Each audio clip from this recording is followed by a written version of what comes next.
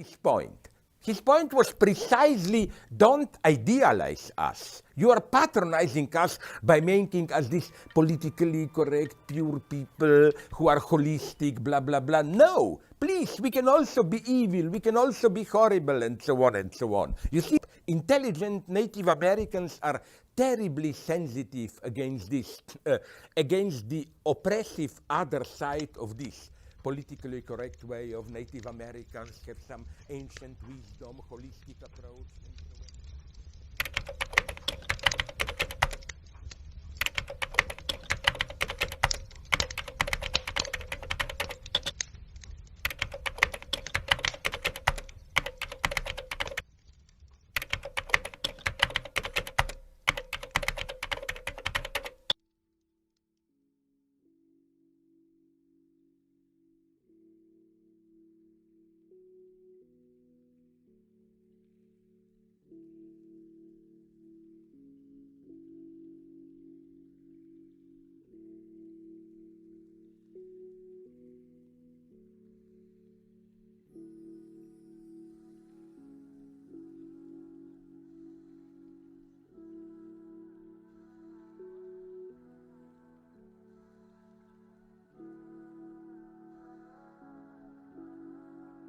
I think it's safe to say that it's been quite a hectic 2 weeks. Although the current events of the present do fluster me, I do see a personal silver lining in all of this. Something is happening that will make history, and I am living through history. The events of COVID and these protests will forever be a part of the history books, and I'm kinda glad that I can experience some sort of global suffering, especially when I have lived in a country that has pretty much avoided most of the world's hardships due to both major parties. They're not perfect, but even the party I tend to disagree with more tends to have its head screwed on more than, well, the rest of the world. For those that have been living under a rock, the death of George Floyd in the US sparked protests all over the world, prompting protests in my home country of Australia. Although I like to see people gather to a cause, it hurts me that the protesters obviously care little to improving the human condition. I have listened carefully to so many clearly misleading or false statements that I wouldn't even classify it as slander to say that the large voices of these protests are essentially spreading propaganda, in that either they are extremely lazy and can't be bothered to do their own research, or that they are intentionally misleading and lying to the public for whatever reason.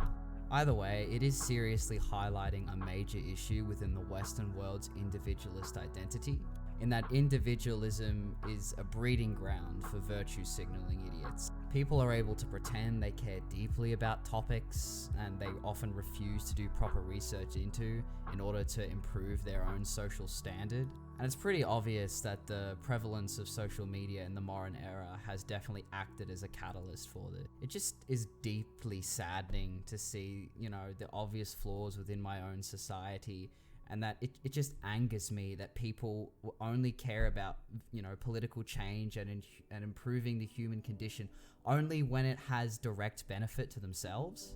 So in this video, I just want to quickly outline what the agenda of the Australian protesters are pushing, establish that the current system during this period is not actually systematically oppressive, talk about why there continues to be a large gap between Indigenous and non-Indigenous peoples, as well as comment on some of the obvious stupidity within the protests, because there was a lot. Although I do want to talk about actual solutions and solving these issues, it isn't really the main contention of this video. This video is more to clear out the obvious bullshit from the protests in order to open up a healthy dialogue, which we can actually establish some sort of solution to some of the problems. But what I find funny is a lot of these people are saying that there aren't enough discussions about race. The thing is, though, is there is a lot of discussions about racial issues. In fact, it's definitely more prevalent than it has to be.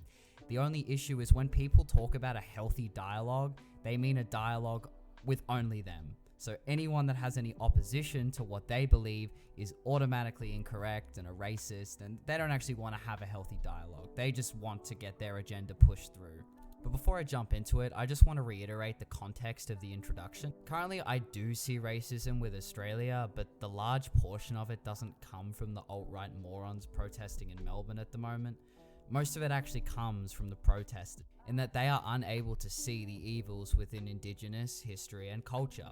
I am absolutely okay about talking about the serious atrocities committed by Europeans, but when you don't hold Aboriginal people to the same standard and hold them on a pedestal to which you can never see them as bad no matter what they do, it's just patronizing and dehumanizing. Indigenous people are not there to just be the children of white people. We don't have to, talk to them like children. Being a human being means you have the freedom to do bad things. So when you establish that Aboriginal and Torres Strait Islanders disparities are entirely, keyword is entirely, the fault of the white man, you aren't actually holding Aboriginal people to the same standard. To see them as this peaceful and, purely living for nature type of people. And that itself is just a generalization, and it's just racist.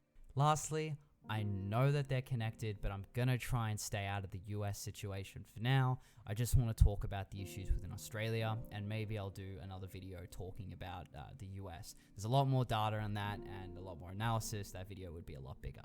Without further ado, let's get into it.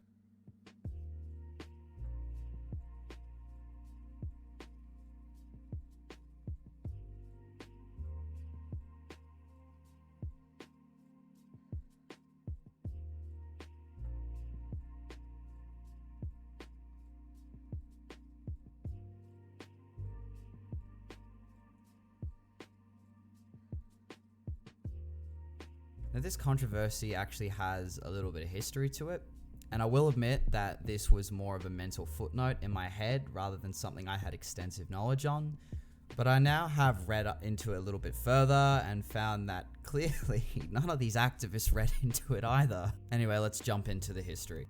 In 1987, under Bob Hawke, the Australian government ordered the Royal Commission into Australian deaths in custody. The Royal Commission was established due to the public's noticeable concern into what they had thought at the time was a disproportionate amount of Indigenous people dying in custody. 6 commissioners were appointed to this, one of which was an Aboriginal with no prior legal expertise. The commission examined about 99 cases of Aboriginal deaths in custody. It looked at factors such as the reason for death, as well as various socioeconomic factors that could have led up to it. By 1991, the final results of the commission were finally published to the public. Firstly, head of the commission, Johnston, I apologize if I got that name wrong, was critical of 5 police officers not receiving some sort of disciplinary actions due to the death of one specific case, which involved a 16-year-old Aboriginal boy. However, this was kind of contested. Overall though, the commission indicated no Aboriginal prisoners were killed due to unlawful deliberate killings of Aboriginal prisoners by police or prison officers. 1/3 of the deaths was due to disease, which makes sense because Indigenous people have immunity problems to various diseases.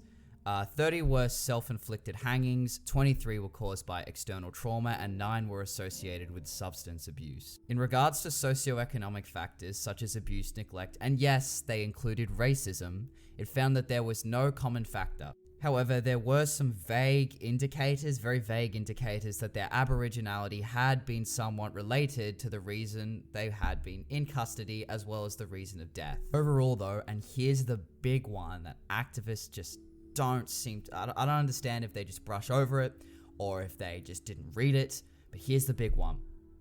Even in 1991, they found that the rate of Aboriginal deaths in custody was almost identical to that of non-Indigenous Australians. This isn't to say that Europeans are completely off scot-free though, because the reason this actually sparked so much controversy was because Aboriginal deaths seemed higher because the rates of incarceration were higher. Also a little bit of correlation here to the children of the stolen generations. The commission saw 339 recommendations, to which by 2018, only 64% of them were fully implemented, 32% of them partially or mostly implemented, and around 6% of them not implemented at all. But on a personal note, some of these recommendations were a tad radical, including giving Aboriginals special legal status so that they are unequal in terms of the law.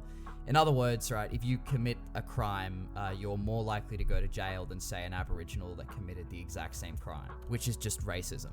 Now, I understand that today things could obviously be different, and the implemented policies of this commission could possibly be completely ineffective, but a quick look into just the basic stats would indicate the opposite. According to a report by the Australian Institute of Criminology in 2017 and 18, the death rate of Indigenous prisoners has been lower than that of the death rate for non-Indigenous prisoners, and that this was consistent across all jurisdictions except Victoria. Suffering from this, we can kind of conclude that it's safe to say that the issue of Aboriginal deaths in custody being a racial issue is kind of completely unfounded, and it really demonstrates people's inability to just do a bit of research.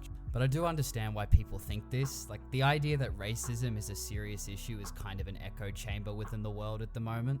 And the idea that it's so prevalent within society is kind of spread through media oligarchies and the method of soft power influence. Of course, this doesn't necessarily mean that the system isn't systematically oppressive. There's various more factors that we need to look at and you kind of, analyze. But this does kind of dismiss the idea that police are targeting Indigenous people. And it does remove the main priority reason for these protests. So in conclusion for this segment, the main purpose of the protests that Aboriginal people die disproportionately in custody is, largely false.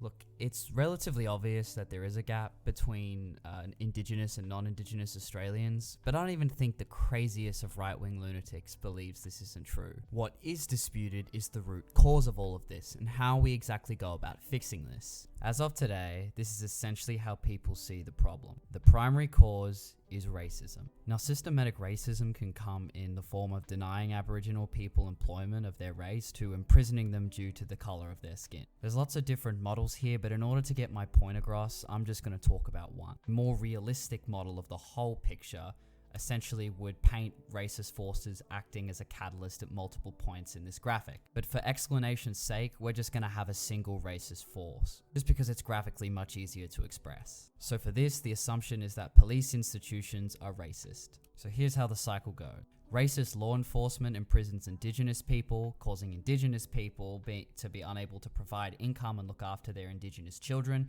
which then causes Indigenous children to become more likely to commit crime, which then repeats the cycle. Obviously, this is not a model taken on the entire system, but it's very basic, and I hope you can see my point from it. Currently, what people are protesting is essentially that if you remove the racism within the law enforcement, you will break the cycle. But you clearly won't. I'm sure it could possibly remedy it, but the cycle of poverty, or in this case, the cycle of incarceration, will obviously still continue. Hypothetically, say we could completely remove racism from this chart. Do you think the cycle would be broken? No, because there are still factors that cause the cycle to continue, in that the non-racist law enforcement officers still imprison Indigenous people committing crime, which was caused because they didn't have income, etc., etc. Now, there is a lot we can talk about in regards to how to break the cycle, and I would love to have such a conversation, as well as its ethical ramifications. But currently, the only conversation I see taking place is that the police are still racist and oppressing those of Indigenous descent.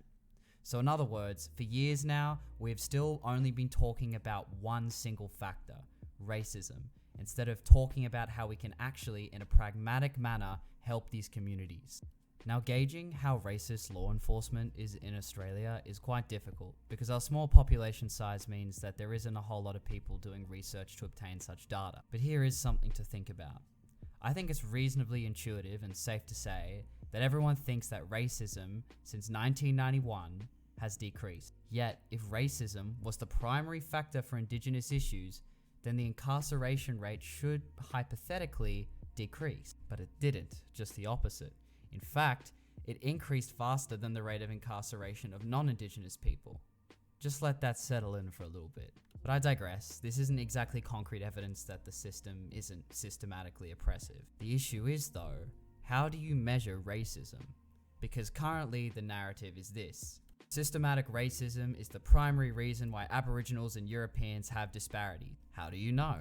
Because they said so, and if you think differently, it's because you're white and you haven't experienced it. The issue is that non-Indigenous people aren't white either. They can't see what privilege white people have. So on what basis can they claim that we are privileged? Possibly through observation, But it isn't like white people weren't capable of doing the opposite to see how privileged they were in comparison. So the best you can do is analyze it from your most objective lens. But regardless, do you really think that you should believe something just because a specific group tells you to?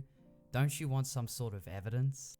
Is it not possible that the narrative that you're oppressed being placed onto Indigenous peoples is what makes them interpret certain situations to have racist connotations? I know a large amount of people that have had bad experience with police officers, and I am no exception. But when something bad happens to me or my European friends, I tend to interpret it, as they do as well, as just a shitty police officer doing shitty police work.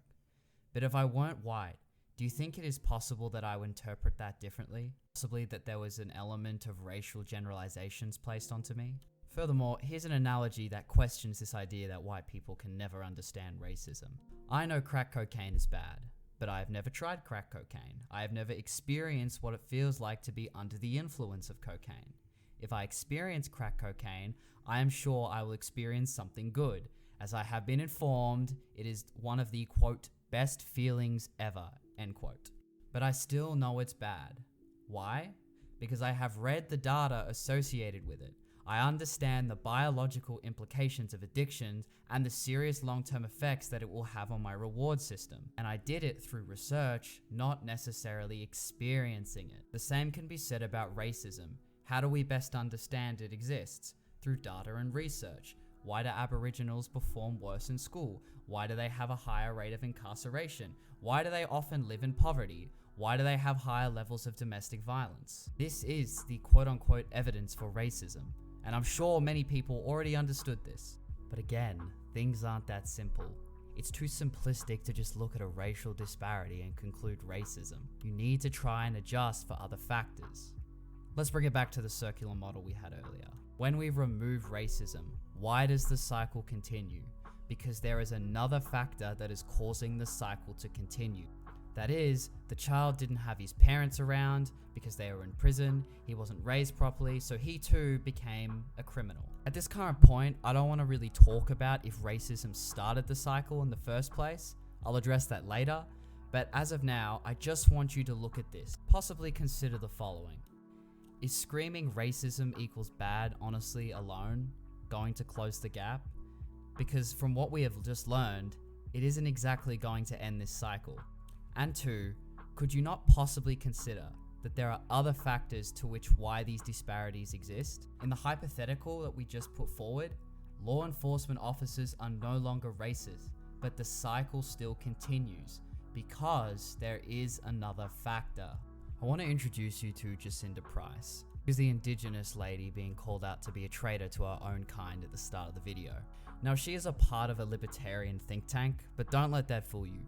Her mother grew up in a traditional Aboriginal community, like her first language was Indigenous, had Jacinta when she was only 13 years old, and Jacinta has been working as a cross-cultural consultant for nearly 20 years. Jacinda and her mother have been making efforts for years to remedy domestic violence issues within their Aboriginal communities. Now, I know this interview might be considered a bit red flag because it's on Sky News, and well, that's to be expected because she is part of a libertarian think tank. But what I want you to focus on is what she's trying to say as an Indigenous person. And the idea that they can pump themselves up and make themselves feel virtuous by claiming to support half the time these protesters and these supporters don't really know what it is they're attempting to support. They don't have to do any hard work, but just appear as though they care, and that's enough for them. Because if you had half a brain, you would understand that if you really wanted to reduce Indigenous deaths in custody, which of course we all know isn't as many as non-Indigenous deaths in custody, and that more people die outside of custody than in custody. But if you in fact wanted to reduce those numbers and reduce the rates of incarceration, then you would begin with being honest about the fact that almost 70% of Aboriginal people, men and women incarcerated, are incarcerated for acts of violence against their loved ones. Now, essentially what she is saying, in a desperate attempt to assist her community, is that just screaming racism won't solve the high rates of incarceration within the Indigenous community, but rather addressing the internal Indigenous problem of domestic violence. And if you look at our cycle, if they don't commit the crime, which in this case is domestic abuse, the cycle will start to break. But this can only be achieved, as I said earlier, by not putting Indigenous people on a pedestal and by seeing the evils within their own community and address them accordingly. If you only address the evils within white communities, then only white communities will solve issues within their communities. And when the disparities get worse because of this, people will continue to scream racism as the sole reason, and they will refuse to address the other large factor and continue the cycle. So if you wanted to know how not to solve the problems, participating in these protests are a fantastic start. And what a lot of people seem to be angry about in the first place is that racism is what caused this cycle in the first place, and I have no doubt in the world that racism is a factor. But to conclude that it is the only factor is kind of ridiculous. There are clearly cultural, historical, biological, and many other factors that have caused these gaps and racial divides. I know many people will be defensive about this because of the following logical process that they tend to have. White man and Indigenous man are equal. So why is there a disparity?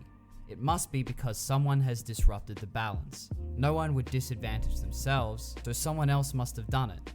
The white man must have oppressed the Indigenous man, causing the disparity. This logical process makes sense and has some truth to it, but it's a little bit too simplistic. To reiterate, I am not justifying that racism has not played a role in causing any racial disparities, but I'm just trying to demonstrate that there are a lot more factors. We take the logical example we used previously. We start with the premise that Indigenous and European people are equal. But they aren't exactly equal in terms of socio-economic terms. Indigenous people pre-1788 had no concept of advanced agriculture, government, infrastructure, and advanced medicine. Europeans, however, had most of these things. Well, all of them. Hypothetically, let's say racism doesn't exist at all, ever. Blackbirding doesn't occur, and Aboriginal people get the exact same rights throughout all of Australia's colonial rule. Is there going to be a disparity still? Yes, because Aboriginal people aren't used to a European environment, and it will take many generations to end these disparities, to therefore end the cycle. Is this segment a little bit confusing? Yeah, a little bit, and I understand. Look, essentially what I'm trying to get across is that these protests don't really help, because they are targeting one of many factors. Most likely, racism isn't really a large factor anymore. But Indigenous people will still have large disparities because you haven't tried to break the cycle in other areas.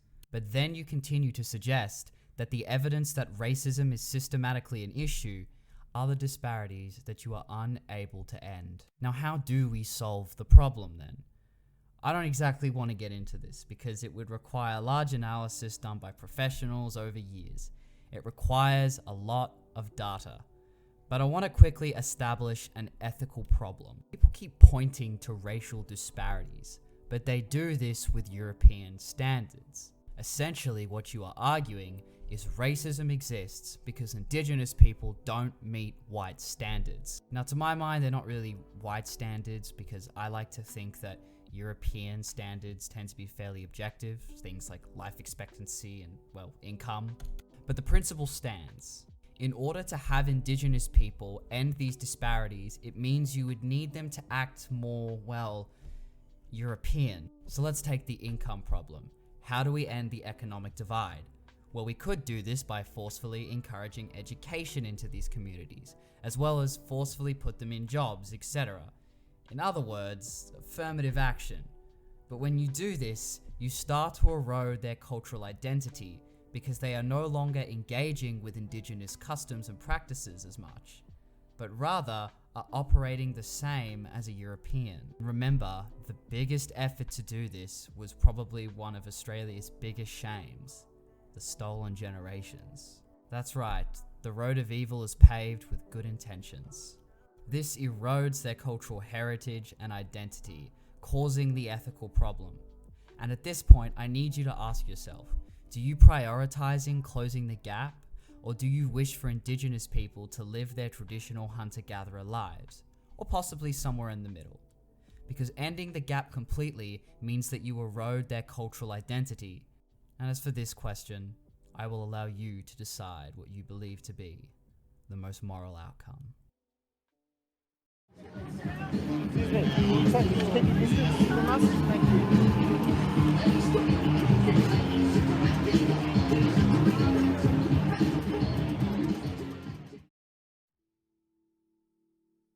Now it took me a while, but I did find a full upload of the complete ceremony in Melbourne, or demonstration, whatever you want to call it. And some of it was fine, but a large portion of it was just kind of ridiculous, and it just really reflects the reality of the NPC meme. Some of the shit that occurs it's pretty batshit crazy, but no one seems to really say anything, and they act like it's all good. You know, some of it was like really obviously ridiculous. And I mean, does anyone not have the courage to point out like at least some of the ridiculous garbage that's occurring on this stage? Anyway, me complaining isn't really going to do anything, so let's just have a look. So first we have Kaya and her mother, and these two are supposedly Indigenous. Does anybody see the problem here? Anyone? Anyway, let's watch. On this because we've all been feeling heavy, we've been feeling sick because we're absorbing all of this horrible stuff. So what does that even mean? Absorbing what? I have no idea what that even means. Kaba Malamanyil, Naranik Kaya, Warandri Willamik, Woirang, Nyung Gojin, Womanyat Big Duye. My name's Kaya Nicholson Ward, and I'm a Warandri Jajarang and Yulayong woman. Look, I'm not an expert on Indigenous language, but it's quite clear here that she's really butchering it.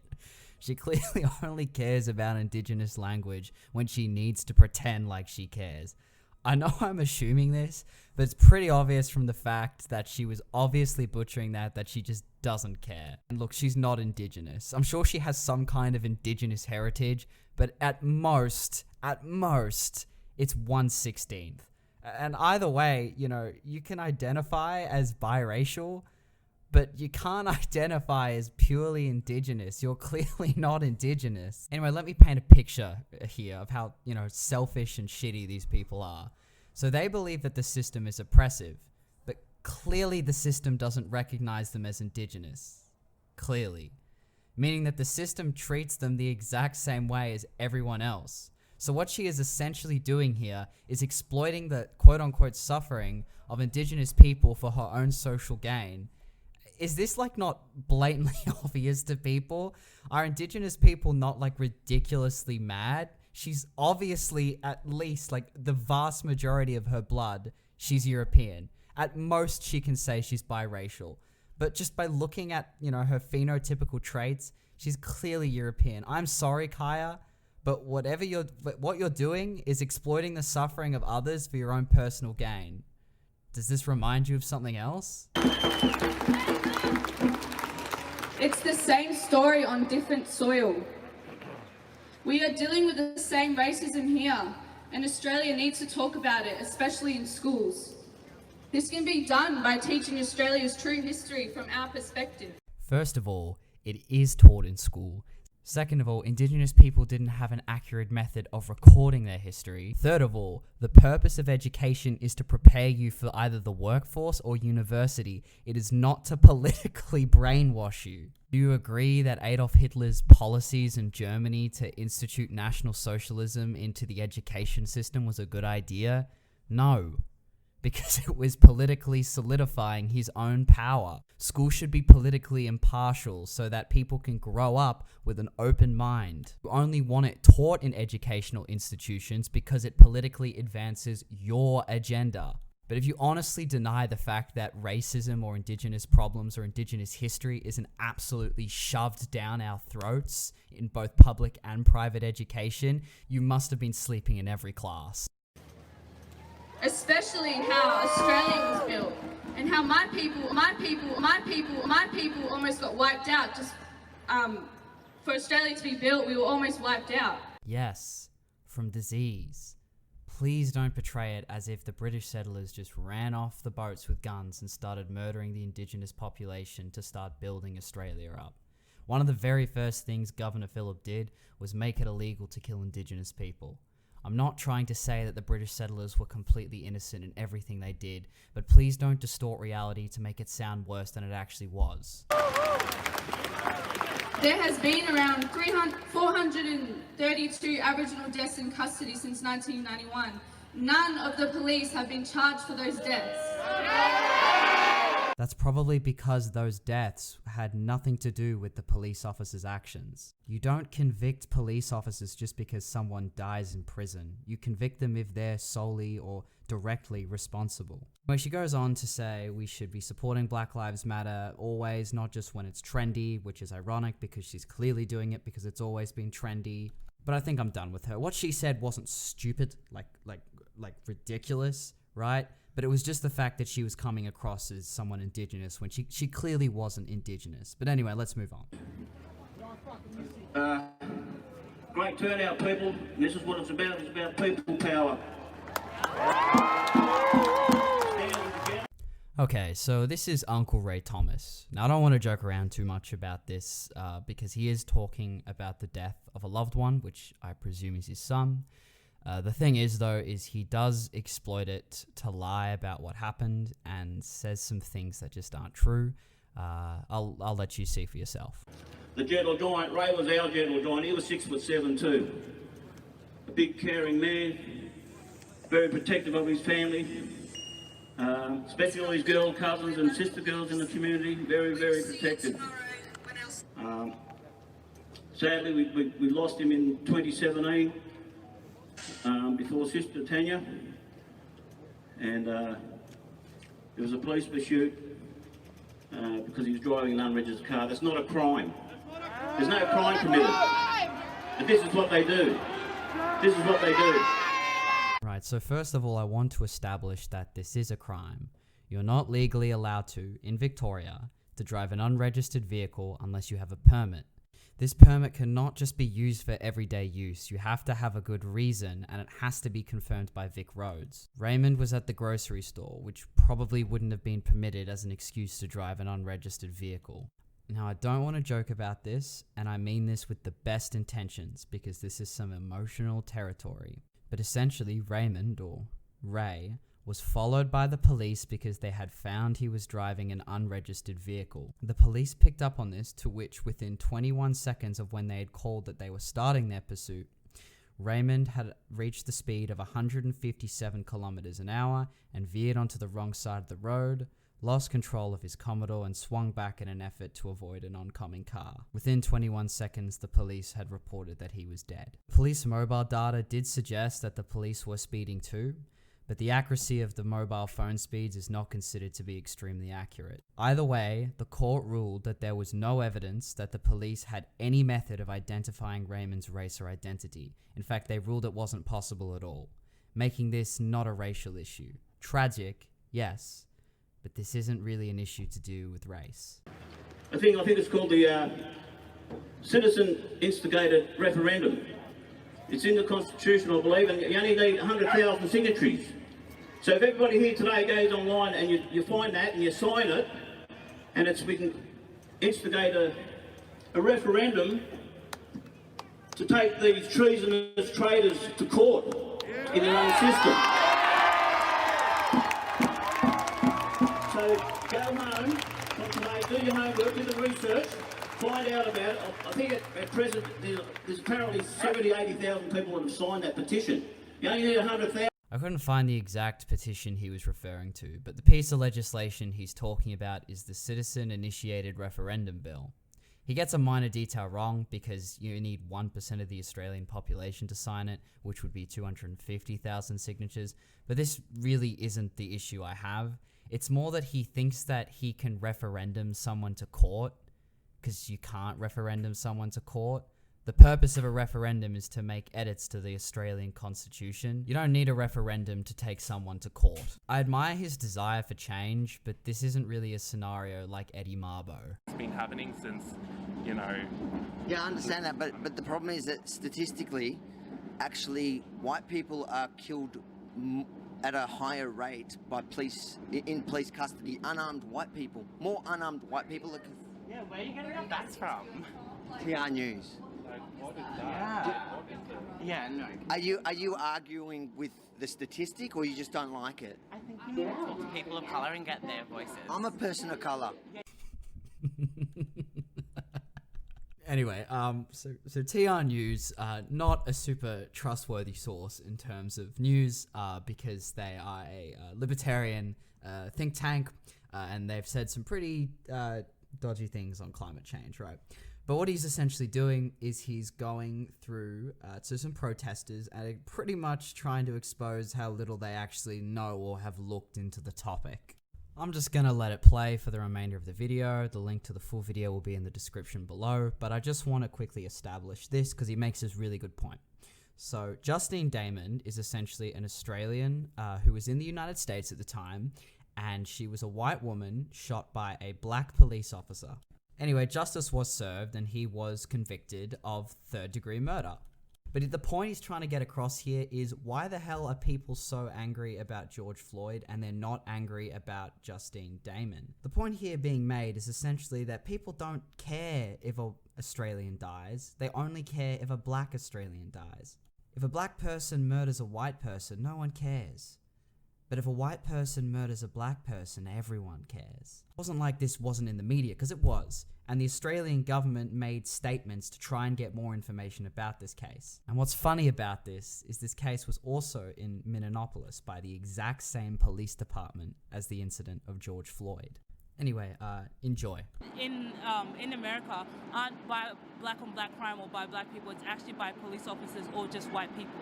It's not, majority of them is not from black people. So that's why we didn't need a protest for that.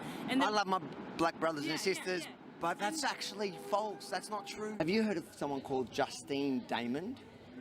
No. She was shot by a man of colour as well. Yeah. I did feel really sorry for him because I thought that there was an injustice for him as well. For him? Why? Well, because I don't think he really meant it. Link to the full video is in the description below. Anyway, I think my point has been made. I'm going to end this video now. I am working on another video about democracy, so be on the lookout for that. Without further ado, I'll see you in the next video. Still sorting out a name and a cool outro. We'll get there.